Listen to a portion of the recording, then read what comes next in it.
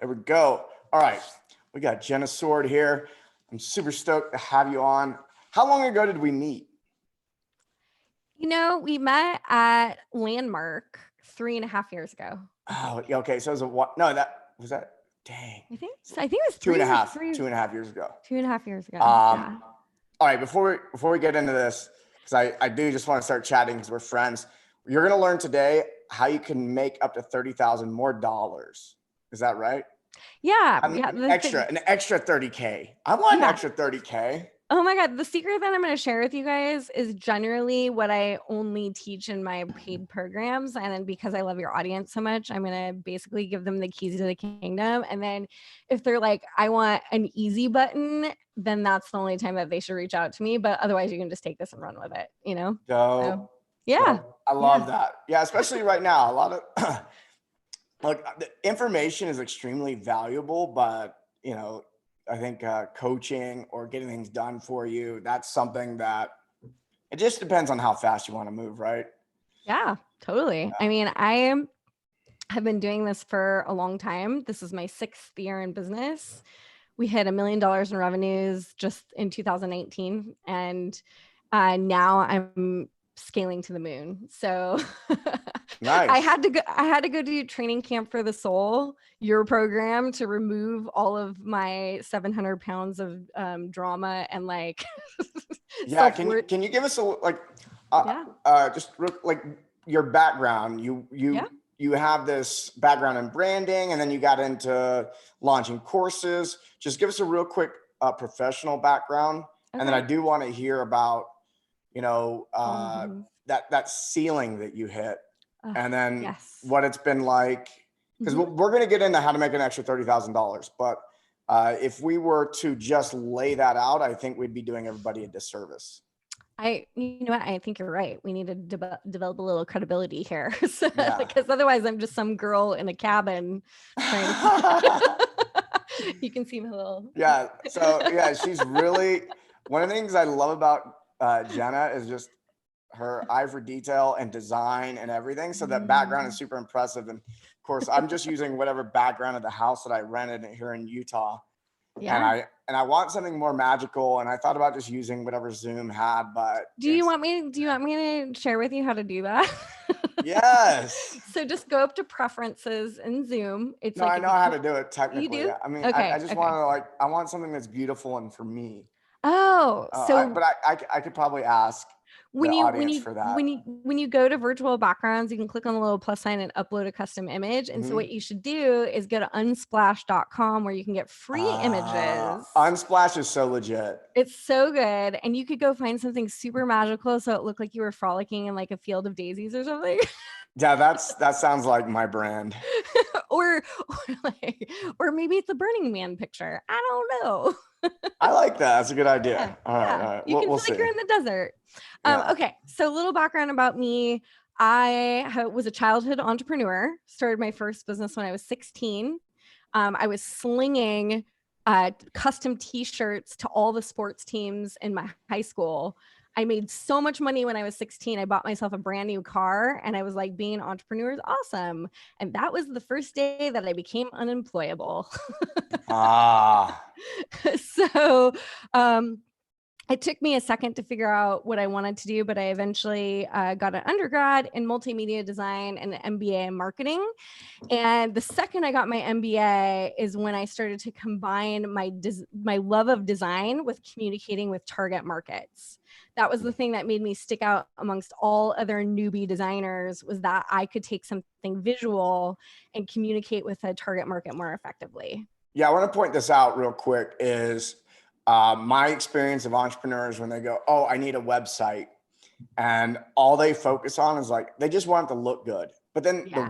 the words on the page are complete shit. Oh, yeah. And I, and part of that, the reason the words are so important is because you're delivering a message, and you want that message to create an impact that causes that person to take the action you want them to take.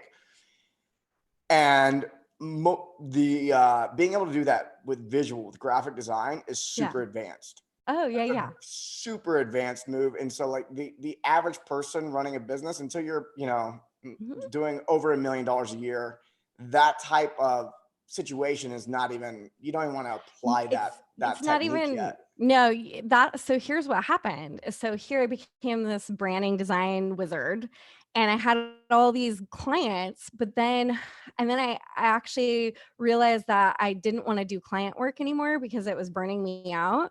And so I moved to Tokyo for a year and was teaching at a university, and I was teaching 1,000 students a week in person how to do like speech and debate and all these things. And I fell in love with teaching, and I was like, I have to find a way to merge my love of graphic design with teaching. So I launched a school back in 2013 on teaching non-designers how to design, and it was wildly successful and it was very, very fun.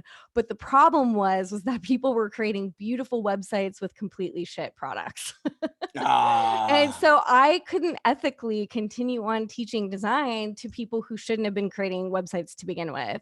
So the mm, moral to take away with this is that if you have a winning idea that serves a need in the marketplace, it actually doesn't really matter what your brand looks like. The branding part can come later. You need to find the idea that's actually going to sell. And so I stopped teaching design to start focusing on helping people create offers that actually sell so that they could start making money before they even invested in any brand photography or anything. So yeah. that's what I do now. That's nice. I mean, because a lot of people also think that it costs a lot more to start something than it really does. Yeah. Oh, yeah. Yeah. You can, I mean, Derek Halpern had I don't know if you know who that is. He used to have this website called Social Triggers. He made $10 million on a website that was complete shit before he actually invested in branding. I So I've seen so many. Do you know Evan Pagan? I don't. Okay, so he's one of the old school internet marketers, and he's Mhm. made an incredible amount of money online.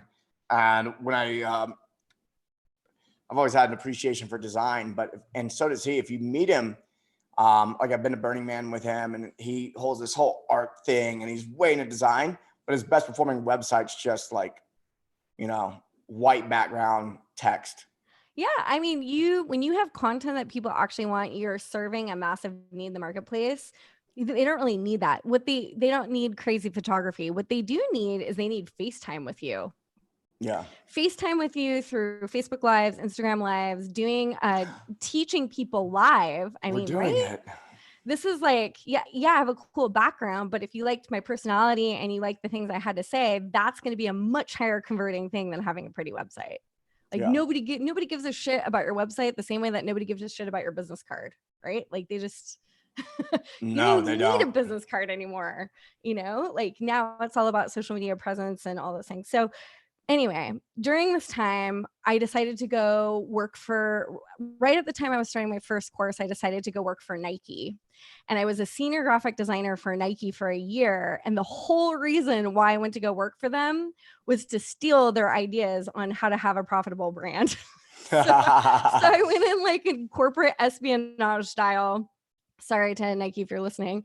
And I like monitored everything that they did to create really profitable brands. And what they were experts at was communicating to ideal clients in a way that made products feel like they were made for them.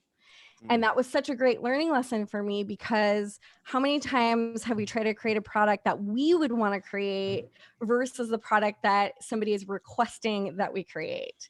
And Bridging that gap has been. I think that's the primary conversation that's happening in the coaching industry. oh yeah, well, I yeah, want to offer this. I'm like, okay. yeah, you're like, what do your clients say about that? Are Yeah. you using the words that they would use? Are you creating the thing that they would actually say? Like it cracks me up when people are like, I'm gonna create a course about like how to become best friends with my boss. Like somebody did this, and I was like, okay, who wakes up in the morning and actually says those words, right? The words that they might actually say are, I want to quit my job. Yeah. Like, Yeah. or I have a dream I want to actually achieve, or I have a goal I actually want to achieve. They don't wake up and think I want to be best friends with my boss. So it's like we can have these crazy notions about what actually people want. And I have this saying, and you guys can quote me on it, that guessing is expensive. Ooh. It I is like that. I really, like that. really, really expensive. So all you have to do to figure out what people actually want is you need to think about what it is you're trying to change in the world? What is the problem that you see out there that you're really wanting to change? And for many of you guys, I'm sure it's around weight loss or helping people become healthier versions of themselves.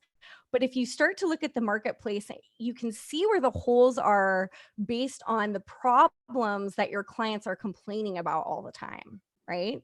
And as you start to think about what you want that transformation to look like, what you can do is start to gather, let's say 5 or 10 of those people that are suffering from that problem that you want to help them solve. Maybe you figure out that you have a special technique for helping people lose more than 100 pounds. That's a little bit different than trying to help somebody become a strong lifting coach or something, like, you know what I mean? Like there's different things that we have that we're trying to achieve, right? So if you were trying to create a program and your desire is really to help people who are trying to lose 100 pounds or more, it's a very different target than somebody who's trying to lose some vanity weight. Yeah. So I'll throw a situation at you. Okay, so we have a lot of clients. We have a lot of people that come through that are like, a lot of them, they themselves have moved beyond the surface level status motivation. They become intrinsically motivated. They've hit a level of actualization in this one area of their life, which is like, oh no, it's about holistic health. It's about meditation and breath and movement, you know, and whether you have abs or not doesn't really matter. And so now they want to sell, like, I'm this holistic health expert and and then all of a sudden the leads dry up, or, you know, or this is new for them. And it's like, wow. And then I advise them, like, let's find a niche that is weight loss or putting on muscle, or, you know, solving an actual problem for somebody, and getting that person who's been through this they've gone through, you know, you have coaches that go through like a weight loss transformation, and it's easy for them to coach weight loss. But then when they go into the next, because this is predictable stages of development for a coach, is they're going to go through another transformation themselves where they realize, oh, a lot of that stuff didn't really matter. So now they're trying to sell something they just learned versus meeting the clients where they are. Right. Yeah. Well, because they're excited about it, right? Totally. And you know what we call this? Using your business as a way to entertain yourself. Your business is not meant to be your entertainment. Like, let's just first put that out there, that you're here to serve clients where they're at. And sometimes that means just taking what you're currently doing to the next level.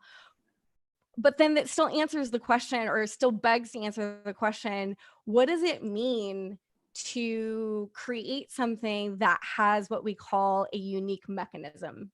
Have you ever heard of this before? Have you ever heard the term unique mechanism? I haven't heard that one. No. I'm going to show you a chart that's going to blow your mind. And this is going to help you guys sort of figure out. Am I going to have to make you the host here? Yeah. So I can. Okay, I'm going to make you host. You're going to. Yes. Okay. So there's $1,000 book called, it's Eugene Schwartz's Breakthrough Advertising, one of the most famous marketing books that you could ever get in the world. Like, if you try to purchase it now, it's out of print. So quick little secret hack: if you do a search for Breakthrough Advertising Eugene Schwartz on Google, even though it's $1,000 book, you can totally get a PDF of it on Google.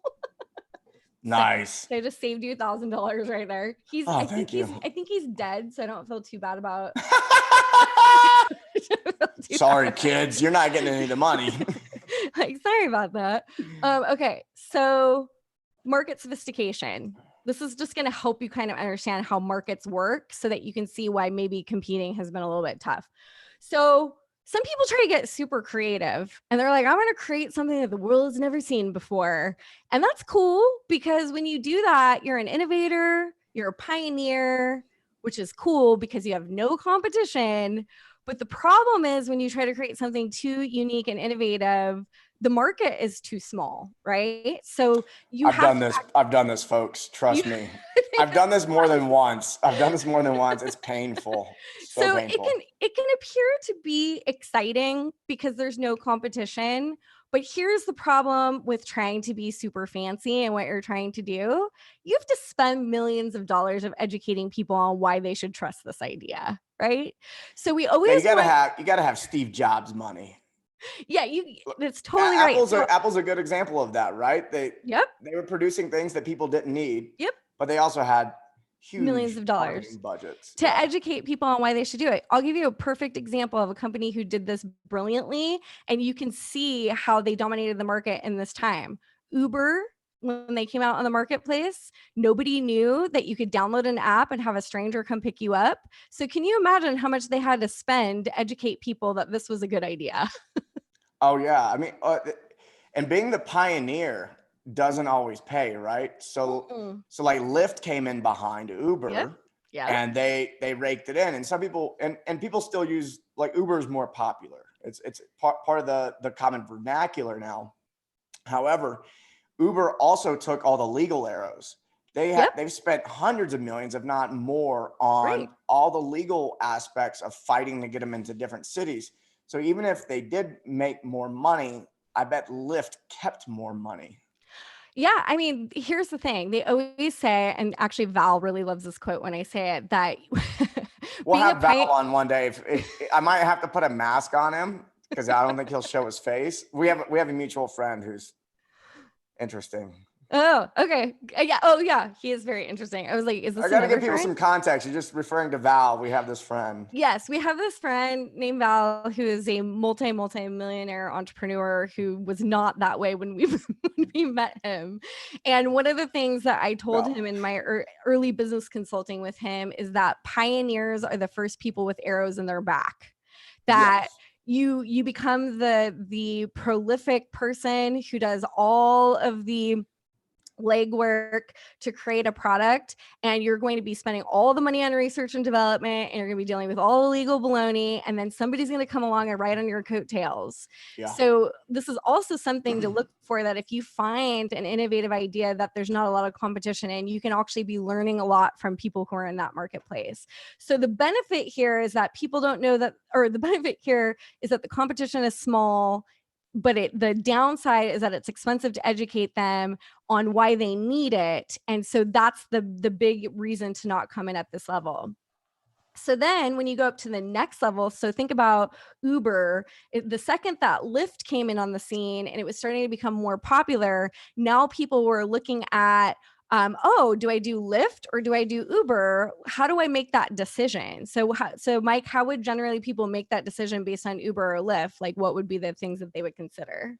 The two things that I've seen people consider is price Right? and well, three: price and then quality.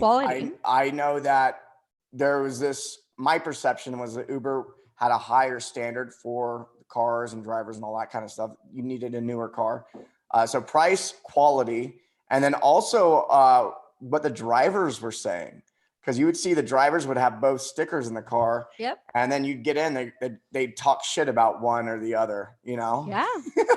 So if how many people here can relate to this idea of trying to compete on price, quality, speed, right? We're faster, we're quicker, we're better, we're more convenient. We now have online classes. Cool. But that's not really going to be the thing that's going to make you really be able to be peerless, basically. Like, you want to get to a point where you have a competitive advantage that your competitors are trying to catch up to the innovative stuff that you're doing.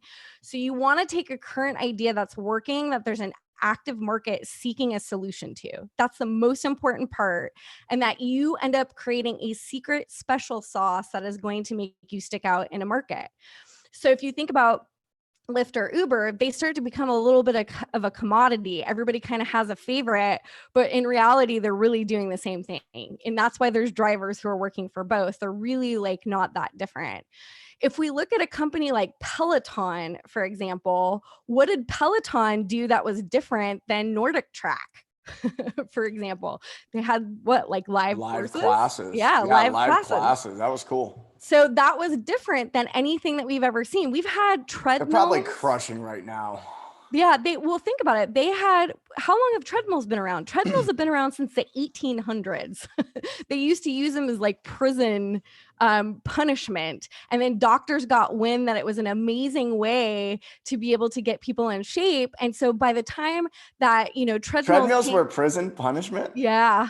I had no idea. I know, I did research on this before, and I basically they were used as that. Doctors adopted them as a health thing, and the second that doctors had adopted them and started prescribing them, companies started producing them to keep up with the desire for them, and then it turned into a commodity, and you could go to Costco and get yourself a treadmill, and you didn't really give a hoot if it was like, you look at some of the features with price and with like quality, but for the most part, it didn't matter if you got one or the other, they're all kind of the same. So Peloton comes across and like makes the Peloton tread, and now you have live classes, and nobody could keep up with them for a certain segment of time, right? Like they're dominating the market as doing this thing that nobody else had done, which includes this big, huge screen television with live classes. Well, the company Nordic Track was like, oh my God, we got to catch up. They scrambled. And in the time of that, Peloton created massive market share, brand awareness, all the things because of the special secret sauce. And now Nordic Track, they also have classes, but they're in exotic locations. So now they're in what we call an arms race, which we're going to talk about here in just a second. But as you can see here, the sweet spot that you're looking for is creating a unique method that eliminates all other competitors, that the market is big enough without the competition. So people are seeking something that works better than what they've tried before. So what you want to do, and if we think about like protein powders, we saw this happen with acai berry and collagen. You would see all these protein powders that would suddenly have this new cool special ingredient, and then you would choose it on the shelf over something that didn't have that, right? Whey protein started getting real boring when you can find these other protein powders that are like collagen infused or acai berry antioxidants or like whatever, right? Yeah. So you can see here, this is a sweet spot. So when you think about your own business, I want you to think about what is the need in the marketplace that needs to be served that you can do differently than what you've seen out there. And so this actually happened in my own business. Here I was teaching branding and design, and all these people were creating these really awesome websites and their products sucked. So I was like, I need to create a course to teach people how to create their very own product that they can put on this website and be able to sell it in a way that's going to be different than how it's taught anyplace else. And so what happened was I ended up creating a method called the beta launcher method, where I teach a beta testing method that is different than the world has ever seen. Nobody's been able to catch up to this yet. I don't know why. I think it's because every time I tell people about it, I'm like, if you try to copy me, I will sue you. I've actually had to like do cease and desist, and like I really protect the method because it's something that I created. But you hear when people want to bring their programs online, they often do things what we call pre-selling. Have you ever heard of the term pre-selling before? Oh yeah.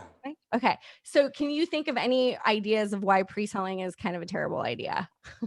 Oh, a terrible idea. I was thinking about why it's a great idea. I know. Well, so there you have the experience and the philosophy that that's a great idea, because the idea that you're probably thinking of is, if I pre-sell this, then I can verify if people actually want it before I create it, right? Yeah. Okay. There's a massive problem with this. And this is what I discovered, and it became the entire foundation for what I teach, is that my philosophy is that if you create a beta test and you actually do it for free, and you get 500 to 1,000 people in to take your $500 or $1,000 course, if you can't get people to sign up for free, your idea sucks. And not only that, but once you get 500 to 1,000 people in, guess what this does for you? This allows you to have them fill out an application to actually come in. Are you building out the entire course ahead of time, or are you? Okay, so it's like a pre-sale. It's like a pre-free. It's like a pre-free. And I'm going to explain to you exactly how to do this in just a second. I did want to show you here too, just with the end of this. I'm excited. I'm excited. I'm going to do a pre-free now. I know. Wait until you see how to do it. It's really awesome. But what I wanted to show you here is that, what were we going to say? So I know you're brilliant already, so I'm just gonna be like, I'm gonna do whatever she You says. just do whatever I say. But you can see here, I just wanted to finish up this chart here, that once your competitors have caught up in the branding and creative ad strategies, that's where branding starts to get really important and creative ad strategies get really important, because then you're neck and neck with people. So like Nordic Track and Peloton are probably going to go arm to arm on what they're going to offer in terms of live courses, because now they're both doing the same thing. But it took Nordic Track a second to do that. So the idea here is that you're sticking in the sweet spot of taking things that people actually know about, and that you're turning around and you're adding a special acai berry / collagen / what are you doing that is going to be serving a need in the marketplace better than anybody out there. And maybe it's that you create a custom coaching experience live where you get a bunch of different coaches where everybody else is doing something that's not so customized. Or, there could be a number of different things. Or you could be like Mike and go beyond just teaching people how to coach, but actually how to create online businesses. That's this very special, unique niche that not a lot of people teach in, right? Yeah, Yep. I Okay. think so. You're like, I I'm not think really so. paying attention to other people. You what? So I'm not paying attention to what other people are doing, but Well, yeah. that's good. That's good. I mean, it's always good. I think you definitely have a need that's being met in the marketplace a little bit different than most coaches I know, right? Like you've nailed the social media thing. It's amazing. We're having a good time.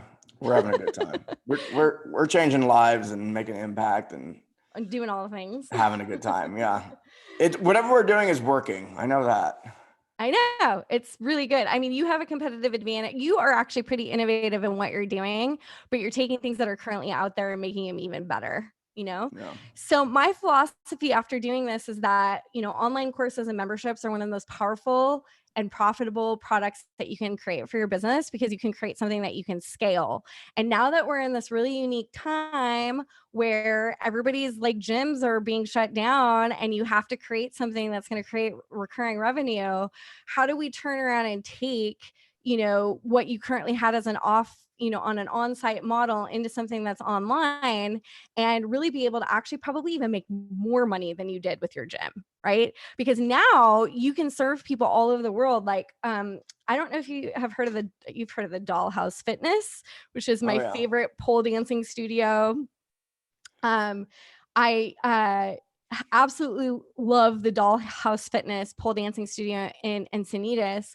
And when this happened, they started doing online classes and charging pretty similar prices, like $10 to $20 per class, that they were doing. I think that they could actually go farther by offering recorded classes and stuff too. But it's so awesome because I live in Portland, Oregon now, and I couldn't take any courses from them. And now that they're online, I'm like actually getting to use the membership credits that I have with them. And I get to maintain this, like having the community atmosphere that I was missing from living in Portland. So think about the opportunity that expands when you actually find a way to create an online course or membership. Any thoughts here? You guys I love it. Yeah. I mean, I'm witnessing that with a lot of, I would say the community I'm most connected with in regards to the gyms is the CrossFit community. And I used to be a CrossFit gym owner, and I'm still part of the CrossFit affiliate owner Facebook group. And I just watched everybody panic the last couple of weeks. Like, oh shit, what are we gonna do? Yeah. So I was in there giving some advice, but I actually have to be careful in that group because no advertising, no marketing, no nothing. And almost it's really difficult for me because I'm like, look, I can give you some written advice or I can shoot a quick video for you in here, but all my shit that's going to help you out is on my Facebook page or my podcast, or I have this free gift. I have like this free ebook. Like these are all things that would be considered marketing if I were to talk about them, but there's just so much content. And so it is a little frustrating, but they are, people, I watched two things happen. I watched 80% of the market throw their hands up in the air and go, well, what am I going to do now? And then I saw 20% jump in action.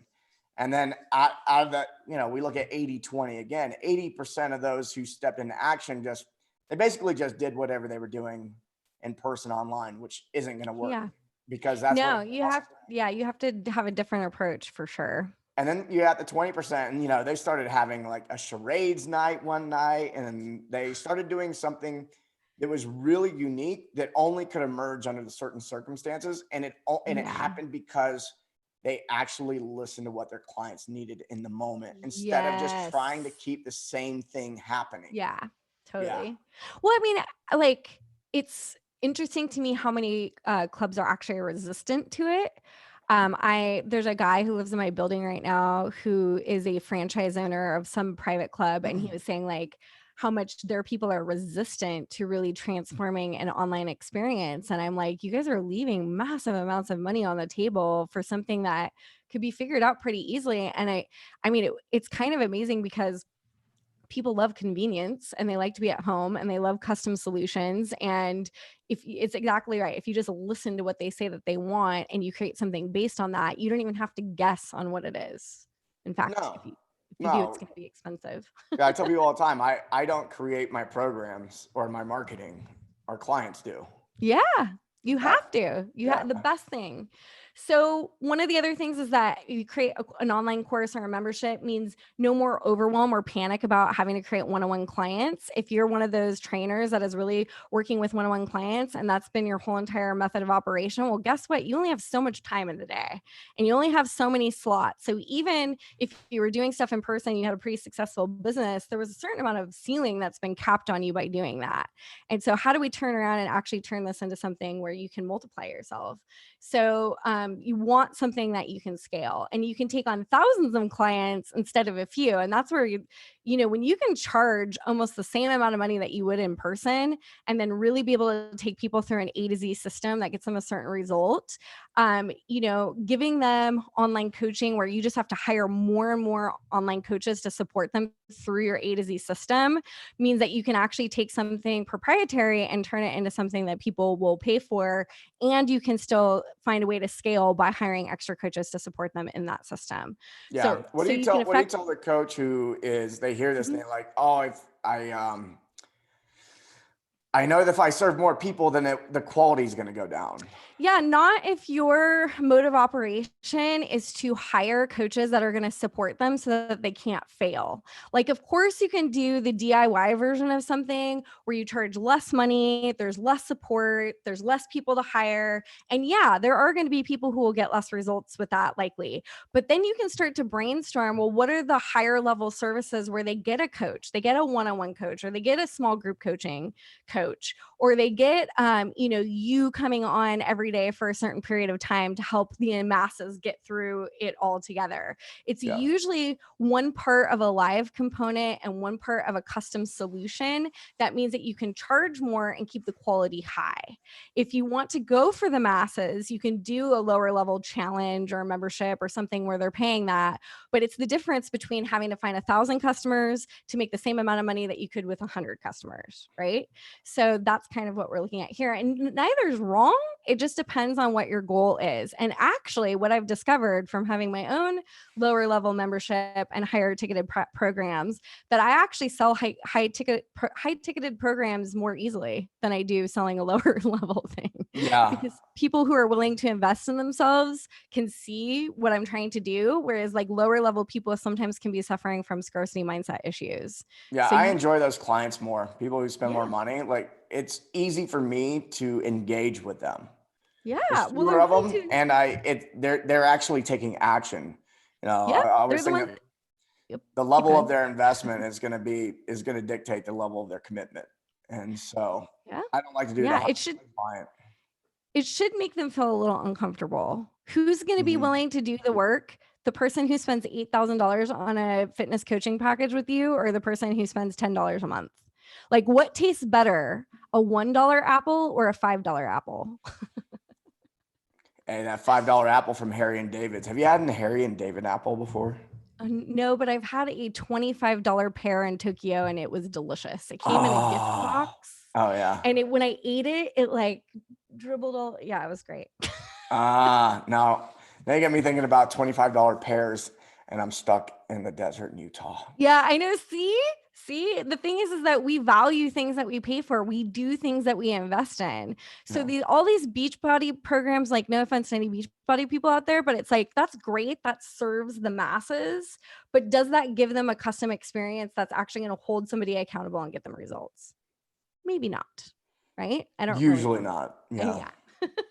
So you want to be solving a problem which is going to create an impact in the world, and that impact is how you become known.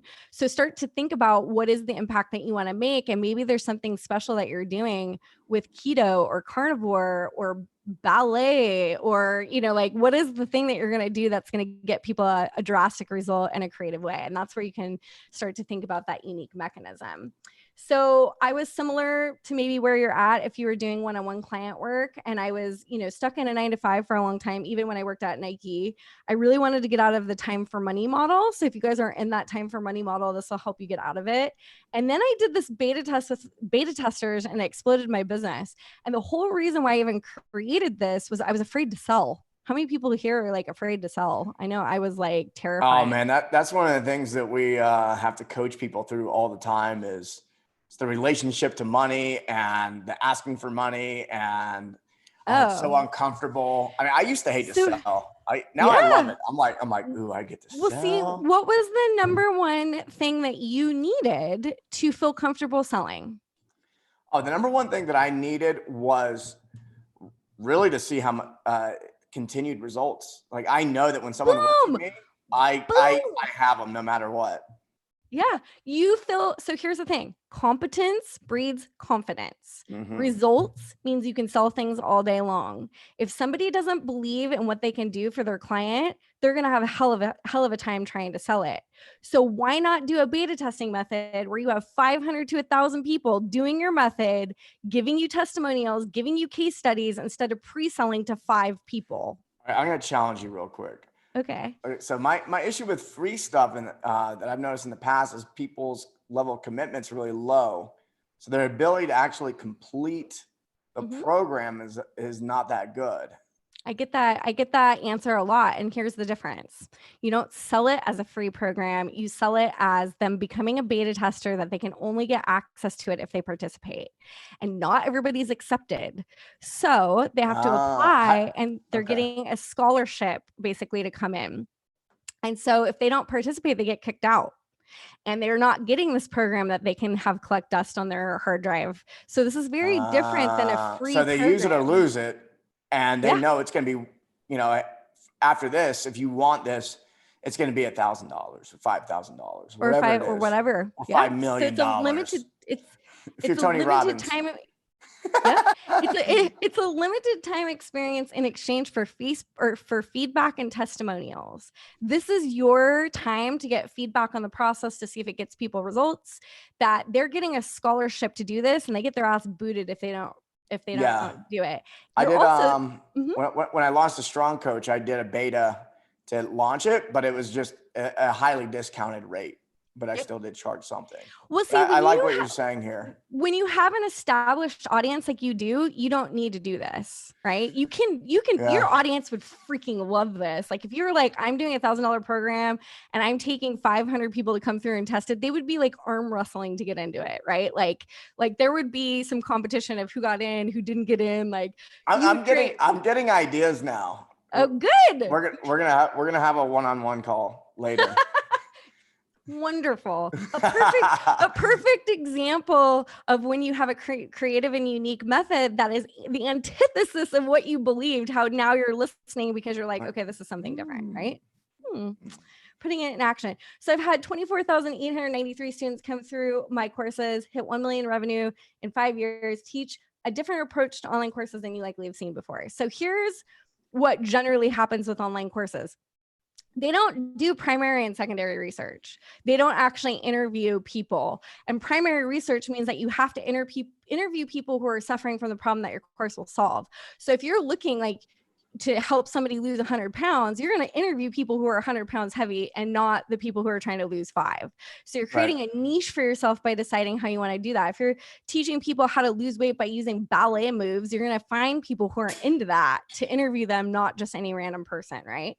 So secondary is you need to see what other industry leaders are out there doing and create a competitive advantage that sticks out. When you created Strong Coach or whatever programs you were, maybe there wasn't a lot of other stuff out there, but if there was something out there, you could go review what they were doing and create something that was way better to get yourself to stick out, which I feel like you kind of did intuitively without even having to look to see what was out there.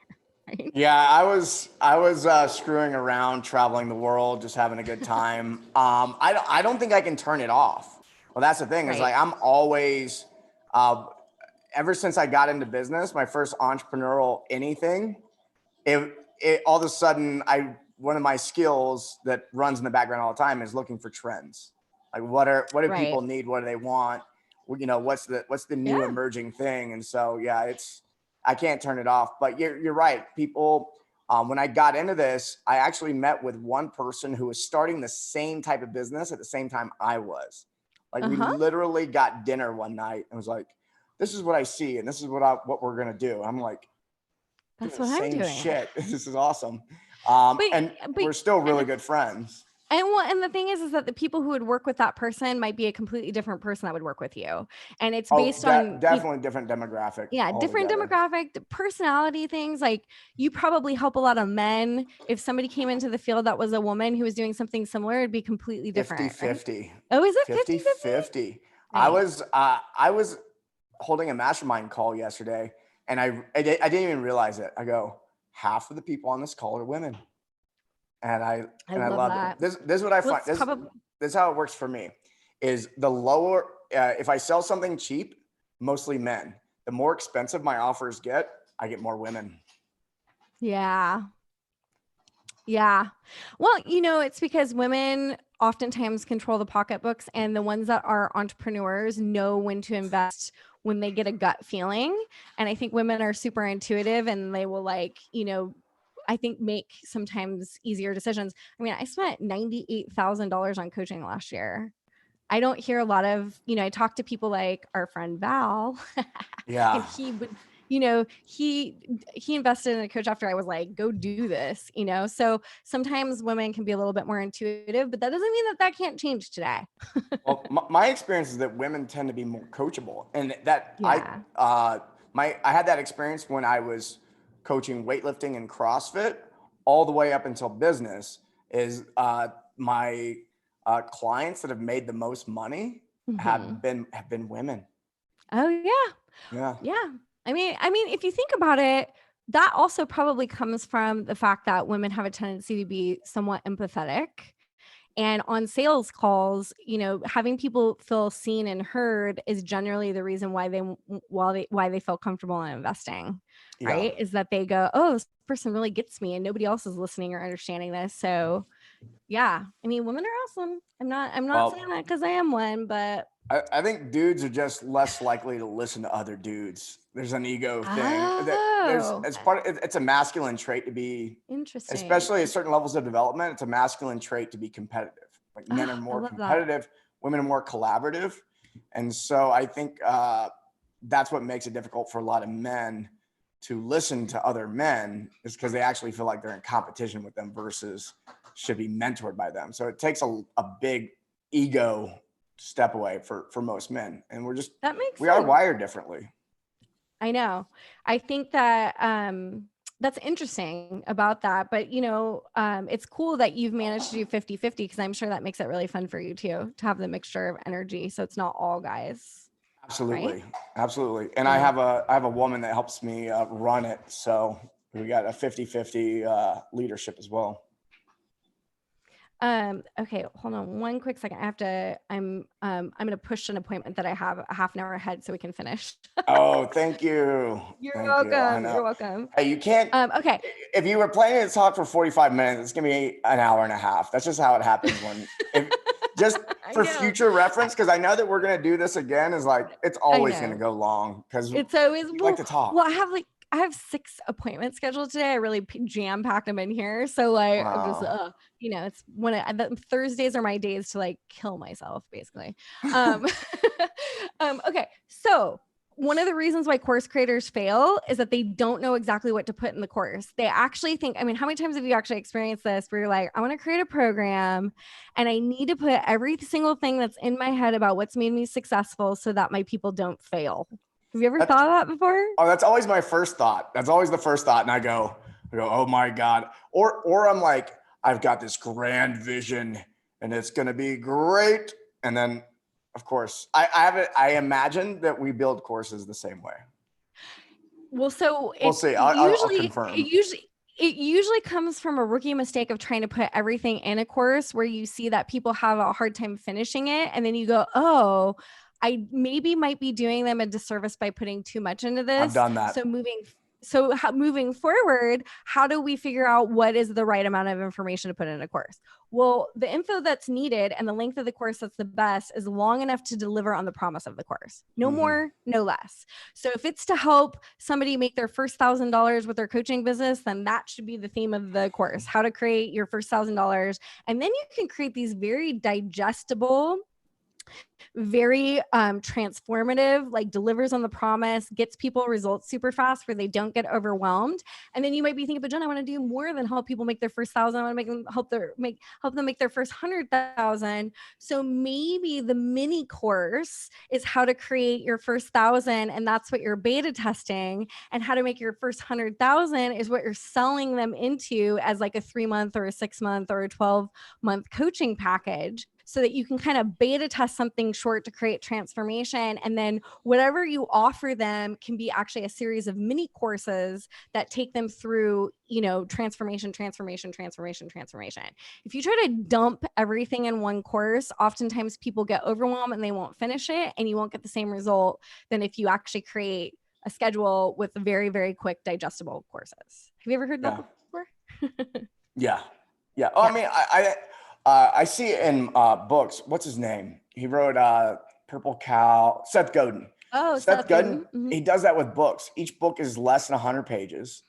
It's easy to read. This concept is also used with a lot of authors who make short chapters. A chapter's only 2 or 3 pages. So you get this feeling of accomplishment. And I really love what you're saying about that. Yeah, I mean, sell a course to solve a very specific problem, and then crush it, and then move on to the. Well, here's the thing: is the audience then tells you what their next problem is.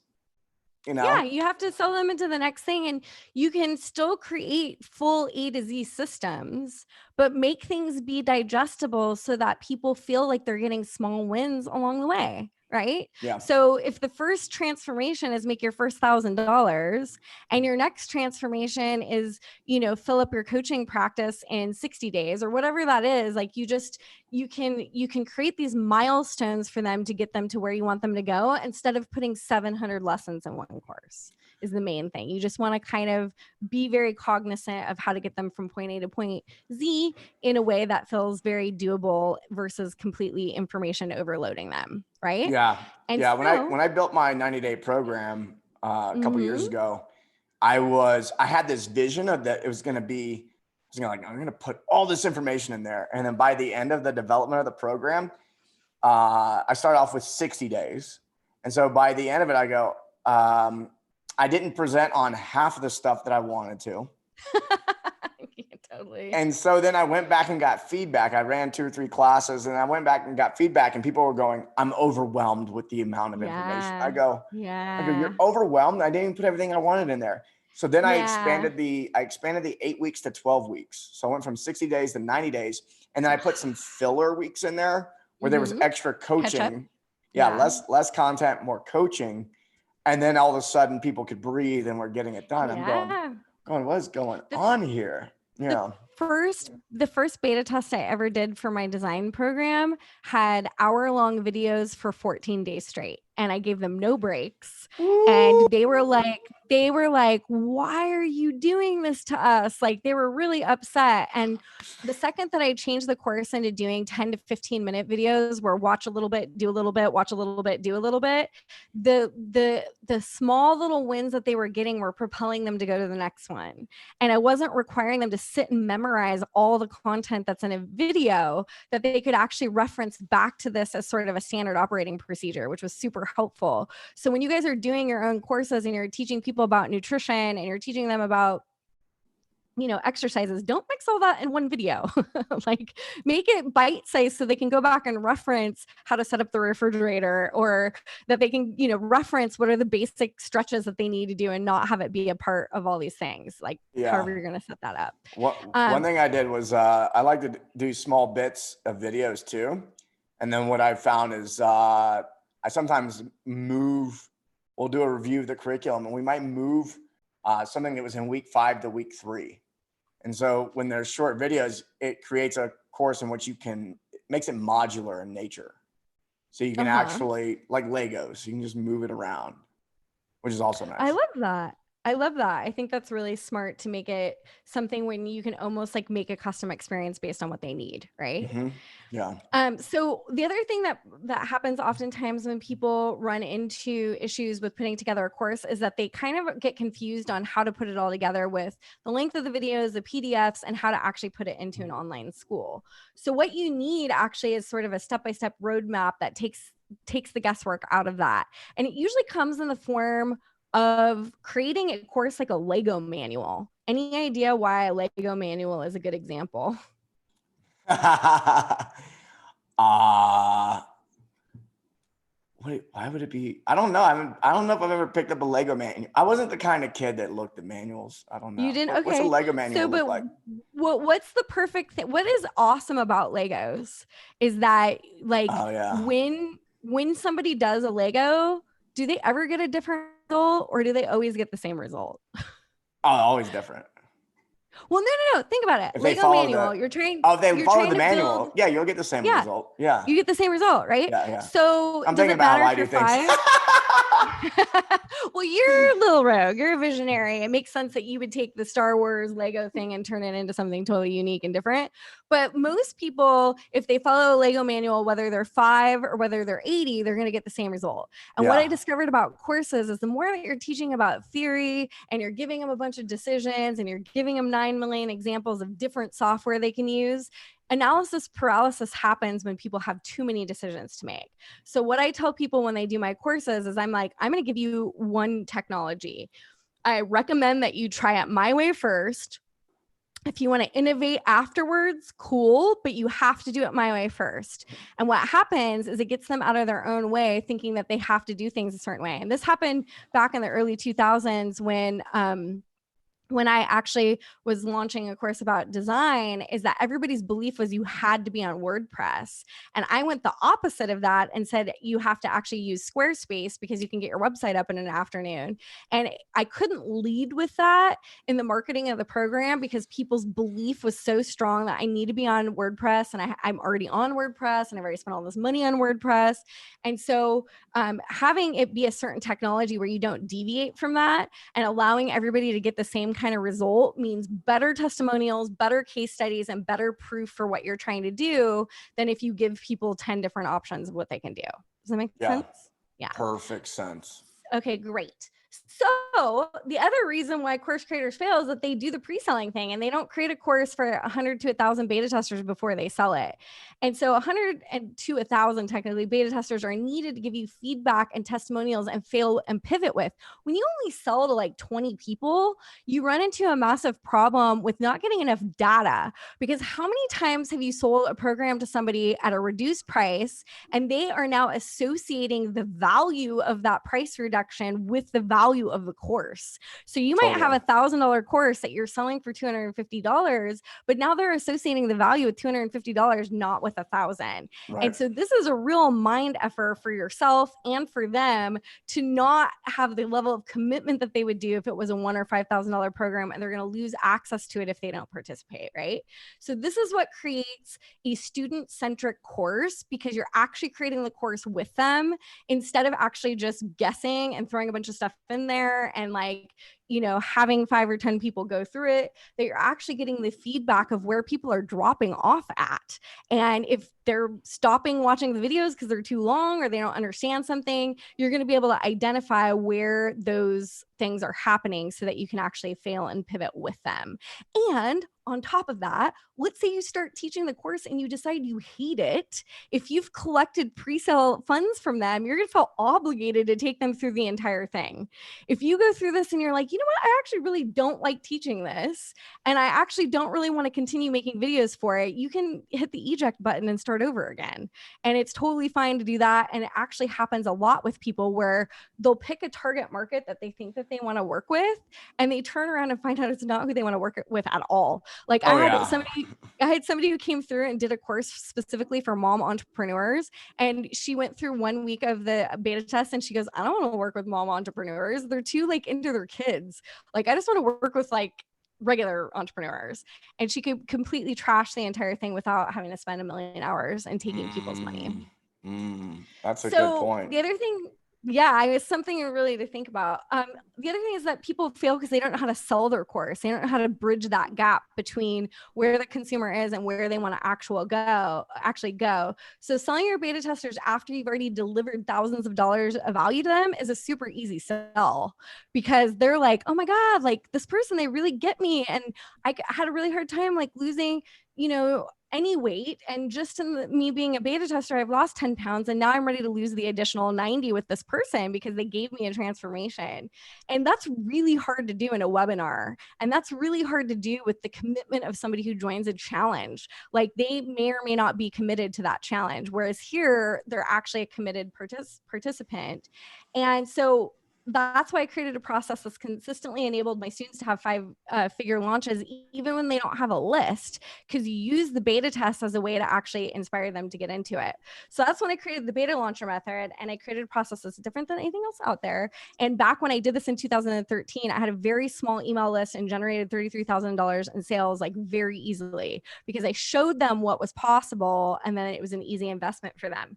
So it starts off with actually surveying and interviewing people that suffer from the problem that your course will solve, and using Typeform or SurveyMonkey to do that. Some of the most important questions that you can ask them is something like, if you could change one thing about trying to lose 100 pounds, what would it be? Or if you could change one thing about X, what would it be? Because oftentimes people will have a problem admitting that they're struggling, but they won't have a problem admitting about the one thing that's getting in the way. Okay. So I'm like writing that question down. I like that. Yeah. If you could change one thing about X, what would it be? You also can use these survey respondents as beta test applicants. You actually turn the survey into an application for your beta. So you're surveying them at the same time that you're getting them in. And you might be thinking, well, how do I create the course if I'm doing the survey first and it's an application and doing all the things? But what you're doing is you're just coming up with a general idea of what the beta test is going to do for them. And then you're going to modify what you actually put in the course based on what the applicants put on the survey also. So the survey serves as a way for you to help create content for the course, but it's also the application for them to actually get into the beta test. Yeah. So then if you're thinking to yourself, well, I don't know who I would send out the survey to because I don't have anybody on my email list. Well, one of the things that I do in my program is I teach people how to do these very easy things called lead ads. And lead ads are a Facebook ad that's different from any other Facebook ad out there. They don't require a landing page. The landing page is built into the ad. So when you see the ad, it pops open a landing page where it actually asks the person questions, and it automatically inputs their name and their email address and even their phone number. So you can actually get leads to come in and be beta testers that are way cheaper than doing normal Facebook ads. And actually right now with everything that's going on, these leads are the cheapest that ads. Facebook ads are like, last cheap. I checked, it was like 8 times cheaper. So what is this called again? So it's called a lead ad. A lead And ad. so So if I go into like Facebook Mhm, business, I can do a search for mhm. lead ad. Okay. You can just go the same way that you would create a conversion ad, it's an objective. So you know how when you select video views or conversion or whatever, you would want to select lead ad. So the more questions that you ask on this, the higher quality the lead. The less questions you ask on this, the cheaper the price and the lower quality the lead. So you can think about, like, sometimes when people put like 10 questions on here, their leads are like $10, but you can imagine that those people are pretty qualified. So sometimes what I do Yeah. is when somebody's got kind of a new business idea and they really don't know if it's going to work or not, I'll have them ask way less questions so that they can actually practice on shit leads before they actually invest in getting people to come in. So they can get, their 500 people in at 50 cents a person, and then it only costs them $250 to have 500 people do this. So then creating a course based on outlines from those surveys is what we do in the next phase of this. So you have all these answers coming in from Typeform or SurveyMonkey, and then you also have the leads coming in from ads. So you have organic people coming in by you sending out a survey to your email list or to people on your Facebook or your Instagram page, and then you use ads to actually use this as a list building thing. Most people think I need to build my email list first and then sell to people. What I'm actually saying is that the launching process of you creating this course is the list building activity. So even if the people don't buy this time, it doesn't mean that they're not going to buy the next time you sell something. Or, these sometimes I've monitored leads that sometimes leads don't buy for a year, or they don't buy for 6 months. So as you do this process and you bring beta testers in, even if they don't buy at the end of the beta test, they might buy from you the next time that you sell something, Yeah. which is awesome. So you use this Yeah. as a lead generating thing. So the big promise here for this is that the courses that we see do the best are the achieve X in X days with your special method. Now you have to be super, super, super, and it's kind of funny because this is old. So if you were competing on the level of doing easier, faster, more enjoyable, more effective, we'd actually replace that with whatever your unique mechanism is. The unique mechanism is something that I discovered in the past month. So I was making the same mistake of being like, yeah, just compete on the things that everybody does. But we now know that you would achieve X and X days with whatever your acai berry or your collagen or your I'm going to help you lose 100 pounds by doing carnivore or whatever that unique mechanism is. But what we're looking at here is that let's say that somebody wanted to do a course on how to get published in 90 days before you write the entire book. As you can see here, the before you write the entire book might be the unique mechanism because the belief might be that you need to write the book first, right? So you want to brainstorm different milestones or mini goals for them to accomplish to get the actual promise of the course. So what this looks like here is, let's say that it's get published in 90 days before you write the entire book. And let's say that the first milestone here is the different milestones that they need to reach for them to publish the book is have a concept of the book, outline the book, write the first chapter, write the book proposal, get published, then write entire book. Let's say that that's the method of all the milestones that they need to hit first.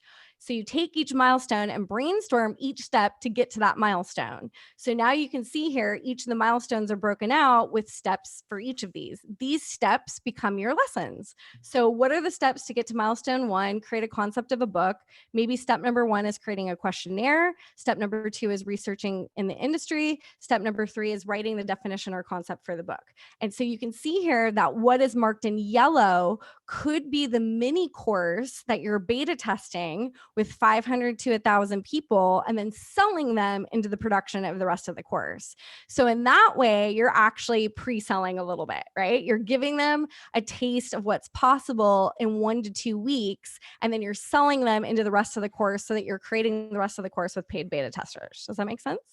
Perfect It's a little bit different than actually pre-selling. So the yellow is the mini course, the promise, and the concept of the outline. So think about this here. If you were doing this, the mini course would probably be called How to Create an Outline of Your Book in 14 Days. Right. And here are the milestones and the steps that it would take to achieve milestone number 2 is being, or it could either be concept of the book or outline of the book. then you sell them into getting published. So then you say, okay, everybody, well, we've created the concept and the outline of the book now. If you would like to continue on this, I'm actually looking for paid beta testers to go into creating the rest of the course, which is how to actually publish a book in 90 days before you actually write it. So then you offer them a special beta testing price to come in and take it. And so let's say it's a $2,000 program. You allow these beta testers to come in for $1,000. And so now they can pay 12 payments of $97 over the next year. And you now have paid beta testers to come in. So you can imagine how many more pre-sales you're going to get when you actually have delivered value over 2 weeks, which if in this time when everybody's got so much time in their hands and they're trying to work on whatever their goal is, you can imagine that the participation in this is going to allow the conversions to be a lot higher. So what we see is that we see the conversions end up being about anywhere from 5 to 15% versus the normal 1 to 3% with a regular launch. And so that gives you the seed money to then turn around and use that money for things like webinars and challenges, where the cost per lead is a lot more expensive. Yeah. Okay. So this is, you make them apply, and you might be wondering where you can find beta testers. So we talked about ads On the internet. Duh. Yeah. I mean, you can find beta testers in Facebook groups. You can ask someone who'd be your ideal customer if they want to come in and take the course. You can send a survey or application to your email list or your social media following. You can have someone promote the beta for you. So like if I was doing a beta test right now on how to, I don't know, launch a website, and I wanted to give people a brain. What if I came to you, Mike, and I was like, I want to teach your people how to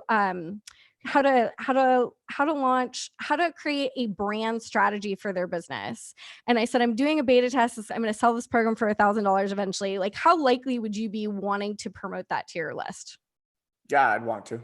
You'd want to, right? Because it doesn't feel salesy. Now, how would it feel if I said, hey, Mike, I want to do a webinar where I'm going to sell to them at the end? Would you be as likely to want to do that versus it being a beta test, which is a much higher value thing? Beta test. But it always just comes down to is this going to be good for my audience? Yeah, That's is this all going I to be want good to for my know. audience? And Yeah. well, think about the value that you would feel yourself if you're like, I'm giving my audience $1,000 program versus I'm going to try to sell them something where it's obvious I'm making an affiliate fee, right? Yeah. So the thing is that when I've had students do this and actually go find affiliates for this, we've seen crazy things happen. And I think there's some examples of this in here. So Matt Schaefer, his first ever launch, he teaches people how to do dating, how to create connections and how to find the love of your life. He did Instagram ads, and he also did affiliates, and he ended up getting his testers for 22 cents with ads. This was an example of one of his ads seeking beta testers for a course on connection. They hit apply now, and that's what actually takes them through. You can see here, $1.33 a lead, 363 leads. This would be down even cheaper right now because this is like at the height of the market, right? Yeah. It was at the height. Yeah. He sold at $47,000 during his beta to approximately 800 testers. So he only had 363 from ads. He got the rest of them from affiliates. He went and did a YouTube live with somebody who said, yeah, go take Mike or Matt's course. It's like only 30 days and it's amazing. And he did a beta that was really long. He did a full on course, and he does a 30-day experience with them, and then he sells them into another 30-day experience. And so the takeaway here is that ads and organic strategy can light you on fire. And Matt repeated the ads. He just turned them on, got in more testers, got in more affiliates, and he did 92,000 a second launch. He didn't have anybody on his list before, and he didn't have a program before he did this. So he created the program with the people and then managed bringing that in. And you can imagine can you imagine, like, now if he went and did a webinar and he spent $92,000 on ads, like, he's going to blow up, and he doesn't have to keep doing betas to do that because he has ad funds now. So you can create the mini course based on what you figure out from the surveys. And then you can start to offer this to your people. And then you put this in an online course platform like Teachable or New Kajabi or, Podia. And then they actually have this professional experience that they get to consume the information for the beta test in this way. So then as soon as you create the mini course in the instance that you saw with like the book publishing thing, that person would only have to create like 6 little lessons to have their mini course done. And I teach people how to do it in a really quick and dirty way so they can get their course up without falling into perfectionism. And then you launch to your 500 or 1,000 testers. And so this is what's happened to some of my students. This is Lindsay. She had 5 people reach out to her today about collaborating because they had heard about her doing a beta test. And then she did a course on Canva, and Canva retweeted her beta test. They were like, interesting, wow. check this out. Look for beta testers. Do you think that would have happened if she would have done a webinar or challenge? No freaking way. No, Right? no way. So this just goes to show you the value of doing this versus pre-selling. Then Social Media Examiner covered it because they were like, look at what this girl is doing, right? Because you just don't see this offer happening very often. So then after 1 to 2 weeks of teaching, you then sell to the testers. And so this is what we've seen people do. This woman actually decided to not teach for 2 weeks. She decided to just do one training, and it was like a half-day workshop. And so what she did was that she had 480 people signed up to watch the workshop. She did the workshop. She made them an offer they couldn't refuse at the end of it, and made $9,400. And this was for, the program was only $200. And she was like, this was somebody who thought public school employees would never pay over $200 for a course that doesn't offer continuing ed credit. So she was like absolutely shocked by this one thing that she had done. If she would have positioned it as a webinar, nobody would have showed up. But because it was a workshop where she was giving them transformation and asking for testimonials at the end, they're paying attention. You pay attention. They want to whip out their credit card. And the Beta for Life offer is a strategy that I offer in the course that's all about, hey, you're a beta tester, because you're a founding member, you can have access to every course I ever create. Can you imagine if you had somebody in your audience at the beginning that you made them that offer, how much they would have scored with you? Oh yeah. Oh, yeah. Like, they would have been your biggest, rock star students ever, because everything that you ever created, like being able to even go through Training Camp for the Soul online, or like being able to go through all the things that you have. Like, think about if they would have came in at $1,000, how many people would have like thrived with an offer? Oh yeah. Yeah. So this is where you really get to be of service in this time of crisis, where you make them an offer of like, hey, if you believe in me and you believe in what we're doing here, I'm going to say that you can pay $1,000 and get access to every course I ever create for the lifetime of my business. It's a really great way to get people to invest when they don't know who you are. Okay. Yeah. So this was Linda. She sold over 15,000 to a launch of 222 beta testers. She was like, couldn't figure out how to put a course together, did this and crushed it.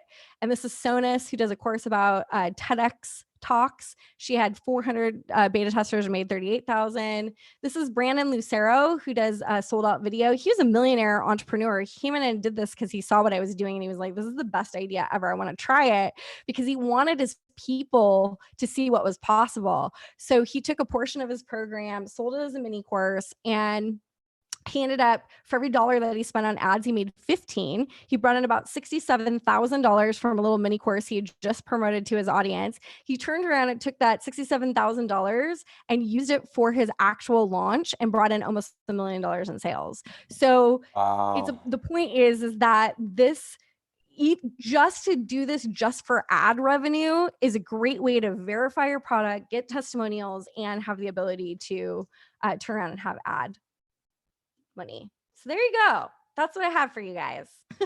Awesome. I was like, blah, blah, blah. There's a lot of things. I get it. When you walk, man, what an amazing method. I love that. I'm taking notes. I'm going, okay. Like, yeah. So I mean, it's I love it because it allows you to be of service to people who may or may not be able to afford you. It allows you to create some massive amounts of transformation for people without even having to ask for a sale up front, right? That you're giving them a taste of working with you, and you're getting them to step into their own commitment by applying, right? Yeah. You're creating a safe container for you to fail and be imperfect, and also a place for them to give you feedback about how your video audio sounds like you're in a tin can, and you really need to improve that. Like, you want that to come from free people, not from paid customers. Yeah. What where do people find out more about what you got going on? So you can go to What's your Instagram? What's your yeah, website? All that. right. Okay. So you can go to my website, which is youcanlaunch.com. So youcanlaunch.com. And the reason why I send people there is that's where you can find out all about the method, and also you can apply to come work with me. So that is youcanlaunch.com. If you want to if you want to follow me on social media, I'm at You Can Brand. I'm eventually going to move it over to Jenna Soard, but yeah. So right now it's You Can Launch. I'm following both.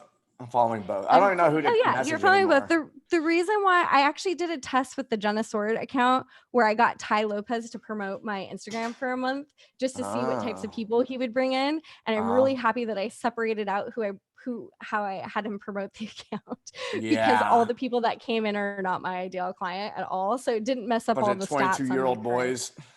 Yep, totally. And I knew that was probably going to happen. I just wanted to see if I could what would happen if I just wanted to see what I just want a bunch of 22-year-old boys. Yeah. I mean, I like younger men. So I know you fine. like that. Yeah. All right. Last thing I'm gonna ask you is, can you share your experience of training camp for the soul? Yeah. Just real quick. I have exactly 9 minutes. So, okay. So I'm 6 years in my business, and the business is doing great and everything's great. However, I noticed something very interesting. I've been hitting revenue goals every single year, almost down to the dollar is the same amount every single year. And I was like, I really want to expand far and beyond. And I was feeling like something was holding me back. It was the same thing in relationships. I was at a party. It was our friend Val's party. And I was dealing with a little bit of rejection. And I was like, oh my God, I just don't know what to do. So I was a mess. And I reached out to Mike and I was like, Mike, I just can't. So I got a text. That's what happened. That's what happens when women feel rejected. They text me. They text Mike. Yeah. Well, I mean, Mike's just such an open, loving, wonderful person who can tell you straight. And I'd come to you before and said, hey, will you work me out and get me in the best shape of my life? And you're like, no. You need to go take this program to find out what's getting in the way for you. And then we can talk about working together. And so I'd remember. Yeah, because that would have been the hard way. Like if I would have given you training and nutrition, that would actually not work, and it would have been hard for everybody. Well, that's when you're trying to put a Band-Aid on a gaping wound, right? You can't really maybe would have fixed some things in the short term, but it isn't really fixing things in the long term. So I decided, I reached out to him and I was like, okay, I'm turning 40 and I'm turning 40 next month. When is the next training camp for the soul? Because I'd heard about it. I had met Anat at a couple of events.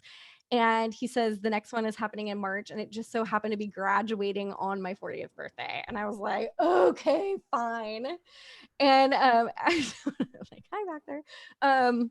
I just have people walking around the background. Around in the background. So I decided, so I ended up being I totally had this epiphany that it was time to take things to the next level, and that there were things getting in the way, that no matter what transformational programs I was doing, that the only thing that was happening for me doing transformational programs like Landmark or ALA or any of the programs I had done was that it was just increasing my awareness of what the problem was instead of actually solving the problem. And so Mike was like, this program's amazing. You're going to be able to find out all the things that are getting in the way for you. And so then I had a trip planned to Bali, and all the things with the coronavirus were happening. And I was like, you know what? I'm investing the money to do this. This is a big investment for me, even though I do $20,000 and $30,000 investments. It's still big because I wasn't expecting to do it and I wasn't expecting to need it. And so I made the investment and I stayed home from Bali to make sure I didn't have any sort of thing getting in the way of me going. And I'm so happy that I did that because we were this close from it not happening because of the coronavirus. Yeah. And actually everybody by was a going week. By a week. Well, no, by a matter of 2 days. When we ended on March 17th, the quarantine in my town happened 2 days later. So I had to rush home Got get it. on an airplane that only cost me $25 to fly home. And then, I mean, it was so cheap. And then I, went into quarantine. But the thing that I learned from Training Camp for the Soul that was mind blowing was that I didn't realize that pain and emotions are stored in the body in a way that it's almost kind of like, how like when you see something and it makes you feel sad or frustrated or resentful, and what you do instead of sitting and being with a feeling is that you find a way to not feel it. Like you Yeah. find something to eat, or you find something to watch, or you find somebody to chat with online, or you do anything that you can to not feel the feeling. Or what I would do is I'm really good, or was really good at daydreaming. I could just put my mind somewhere else. Oh, yeah. I mean, anything to distract other than feeling that. What Training Camp for the Soul does is it allows you to figure out exactly how things came to be the way that they are. So I managed to discover that part of the reason why I was having a hard time losing weight was because my mom had her own negative perception of her own body. And I learned at the very young age, between the years of 0 and 7, that you should hate your body.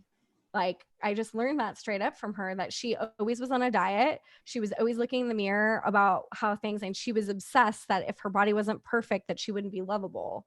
And somehow between the ages of 0 and 7, I adopted that as my own belief. And no matter what I tried to do to lose weight, that underlying belief and that trauma and that belief around myself hadn't been processed in a way for me to separate my mom's belief from my own. So Training Camp for the Soul allowed me a process to separate that being her belief and not my belief.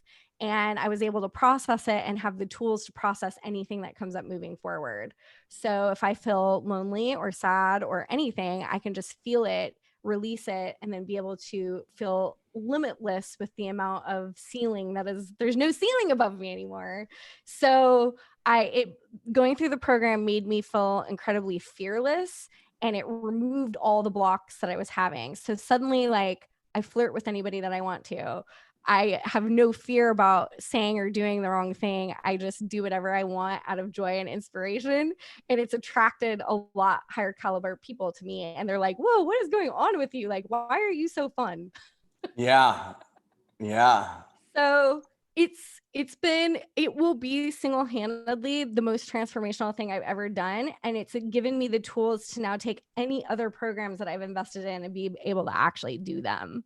Because you can't go do a mental transformational program when you have physical things holding you back. And I didn't realize that. I didn't know that pain and emotions were stored in the body. And now I know how to yawn them and feel them and spend time with inner child to let all that stuff out. And it's just so impressive that something like this even exists. And I honestly feel like no book you will read, no workshop that you'll do, no Tony Robbins event that you'll go to will work unless you process the pain that is keeping you where you're at. Awesome. Thank you for that testimonial. Appreciate it. I know you got to go, so Yes. Make sure you go to youcanlaunch.com. Yeah, youcanlaunch.com. And yeah, I'm super excited to work with you guys, or not. Take the method and run with it. You'll make money. Actually, you can take the method, run with it, go make some money, and then you can come work with me, because I'm not cheap. Hey, always working with a coach is always the best. Yeah. It's always the best. I mean, you'll miss things if you don't. So, well, and I forgot to mention one other thing too. If for some reason you guys did decide to come work with me, I do promote the people that I work with to my list of 25,000 people. So a lot of people make money from that. Kind of makes it a no-brainer too. yeah. We just had somebody who did like a $45,000 launch last week, and they made 11,000 of the dollars from being promoted to my list. So my people like to buy stuff. Nice. Which is good. Nice. So we should talk about promoting you. I want to be an affiliate for Training Camp for the Soul for sure. Okay. We'll talk about it. Love you. Love you too. Bye. It was good to see you.